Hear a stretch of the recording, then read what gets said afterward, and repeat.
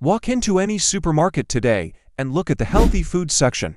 You will see hundreds of products screaming at you with bright labels. Low fat, no fat, heart healthy. Diet. We have been eating these low-fat foods for 50 years now. We have replaced butter with margarine, eggs with cereals, and steak with pasta. So, here is the hidden logic question you need to ask. If we are all eating these heart-healthy low-fat foods, why are we fatter, sicker, and more diabetic than ever before in human history?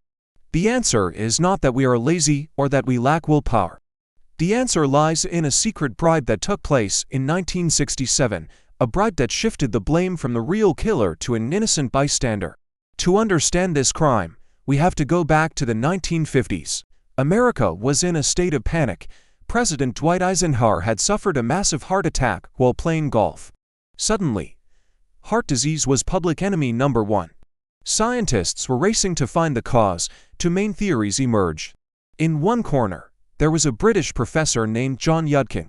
He argued that the massive increase in sugar consumption was destroying our health. In the other corner, there was an American scientist named Ansel Keys. He argued that saturated fat and cholesterol were clogging our arteries like grease in a pipe. For the sugar industry, John Yudkin's theory was a death sentence.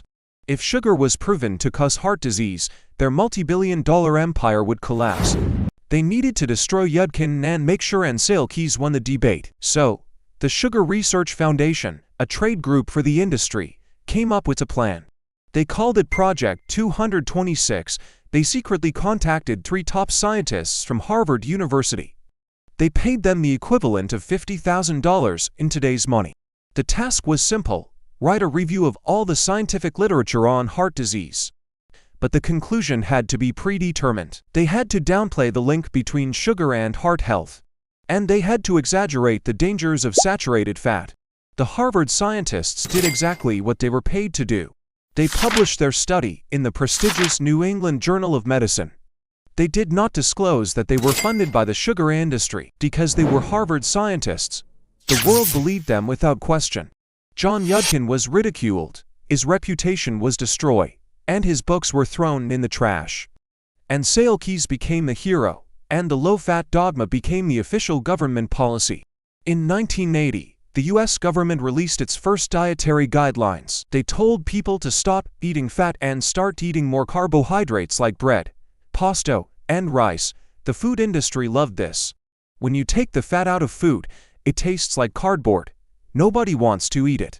So, to make low-fat food taste good, they had to add something else. They added sugar, massive amounts of it. Suddenly, healthy yogurts had more sugar than a candy bar. Salad dressings, tomato sauce, and even bread became loaded with high-fructose corn syrup.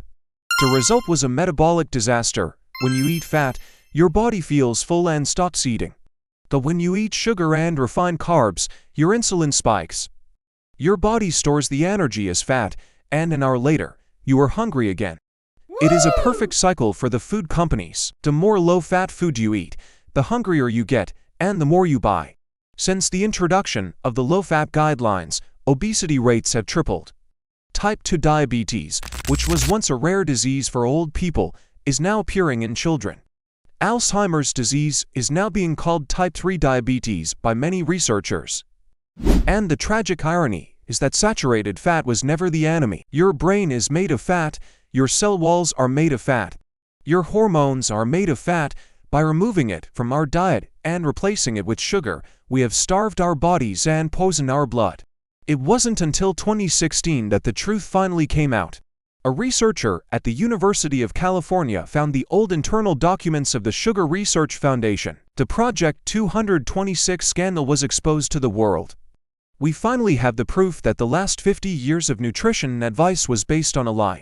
A lie purchased for a few $1,000s that has cost millions of lives, but the industry is still fighting back. Today, they try to blame obesity on lack of exercise. They sponsor sports events and tell you to just move more. It is the same tactic. Blame the victim so nobody looks at the product. So the next time you see a low-fat label on a package, do not see it as a healthy choice, see it as a warning sign. See the invisible hand of the lobbyist passing cash to the scientist. The hidden logic of the supermarket is that profit is more important than your life. But now you know the secret. Real food doesn't need a label. Real food doesn't need a marketing campaign. An avocado, a steak, or an egg never lied to you. That the box of sugary cereal with the heart-healthy checkmark. That is the most dangerous item in the store. If you found this video shocking, please hit the like button so YouTube shows this truth to more people. Leave a comment below. Have you ever tried a low-fat diet and felt terrible?